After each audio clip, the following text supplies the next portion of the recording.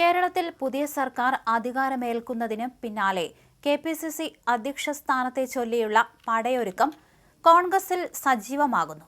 നിലവിലെ അധ്യക്ഷൻ സണ്ണി ജോസഫിനെ മാറ്റുമ്പോൾ പകരം ആര് എന്ന ചോദ്യം പാർട്ടിക്കുള്ളിൽ വലിയ തർക്കങ്ങൾക്ക് വഴിമരുന്നിട്ടിരിക്കുകയാണ്. അധ്യക്ഷനെ നിശ്ചയിക്കുന്നതിനൊപ്പം കെ.പി.സി.സിയിൽ സമ്പൂർണ്ണ പുനഃസംഘടന വേണമെന്ന ആവശ്യം ശക്തമായതോടെ ഹൈക്കമാൻഡിന് മുന്നിൽ കടുത്ത വെല്ലുവിളിയാണ് ഉയരുന്നത്. മുഖ്യമന്ത്രിയെയും മന്ത്രിമാരെയും നിശ്ചയിക്കുന്നതിനേക്കാൾ ദുഷ്കരമായ ഒന്നായി സംഘടന അഴിച്ചുപണി മാറാനാണ് സാധ്യത. സണ്ണി ജോസഫിന് പകരം ബെന്നി ബെഹനാൻ അധ്യക്ഷ സ്ഥാനത്തേക്ക് വരുമെന്നായിരുന്നു നേരത്തെയുണ്ടായിരുന്ന ഏകദേശ ധാരണ. എന്നാൽ അപ്രതീക്ഷിതമായി പുതിയ പേരുകൾ ഉയർന്നു വന്നതോടെ സമവായം അസാധ്യമായിരിക്കുകയാണ്. കഴിഞ്ഞ വർഷം പരിഗണനയിലുണ്ടായിരുന്ന ആന്റോ ആന്റണിയും നിലവിലെ വർക്കിംഗ് പ്രസിഡന്റ് ഷാഫി പറമ്പിലും അധ്യക്ഷ കസേരയ്ക്കായി രംഗത്തുണ്ട്. ഇതിനിടയിൽ പിന്നോക്ക വിഭാഗത്തിൽ നിന്നുള്ള പ്രാതിനിധ്യം ഉന്നയിച്ച് കൊടിക്കുന്നിൽ സുരേഷ് നേരിട്ട് ഹൈക്കമാൻഡിനെ സമീപിച്ചത് തീരുമാനമെടുക്കൽ സങ്കീർണമാക്കിയിരിക്കുകയാണ്.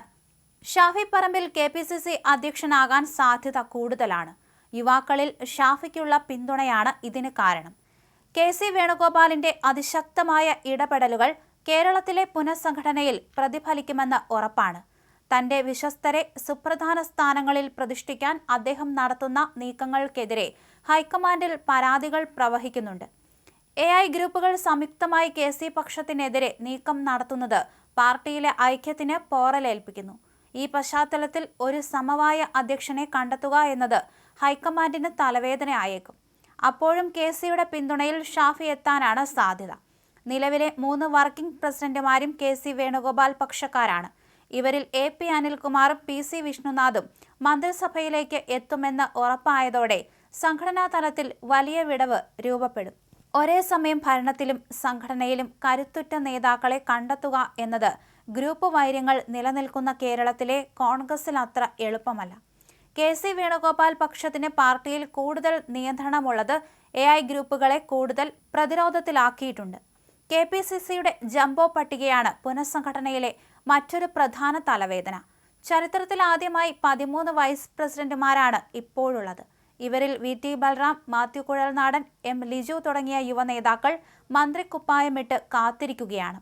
ഇവർ മന്ത്രിസഭയിലേക്ക് മാറുമ്പോൾ ഒഴിവു വരുന്ന സ്ഥാനങ്ങളിലേക്ക് ഗ്രൂപ്പ് പോരില്ലാതെ പുതിയ ആളുകളെ കണ്ടെത്തുക എന്നത് അസാധ്യമായ ദൗത്യമാണ്. ഓരോ ഗ്രൂപ്പും തങ്ങളുടെ ആളുകളെ തിരികെ കയറ്റാൻ ശ്രമിക്കുന്നത് ജംബോ കമ്മിറ്റികളുടെ എണ്ണം വീണ്ടും വർദ്ധിപ്പിക്കാൻ കാരണമാകും. ജില്ലാ കോൺഗ്രസ് കമ്മിറ്റികളിലും മാറ്റം അനിവാര്യമായിരിക്കുകയാണ്. Malappuram DCC. President VS. Joy, കോഴിക്കോട്ടെ കെ. പ്രവീൺകുമാർ, എറണാകുളത്തെ മുഹമ്മദ് ഷിയാസ്, കോട്ടയത്തെ നാട്ടകം സുരേഷ്, തിരുവനന്തപുരത്തെ എൻ. ശക്തൻ എന്നിവർ നിയമസഭയിലേക്ക് തെരഞ്ഞെടുക്കപ്പെട്ടവരാണ്. ഇവർ എം.എൽ.എമാരാകുന്നതോടെ ഡി.സി.സി. അധ്യക്ഷ സ്ഥാനത്ത് പുതിയ ആളുകളെ കൊണ്ടുവരേണ്ടി വരും.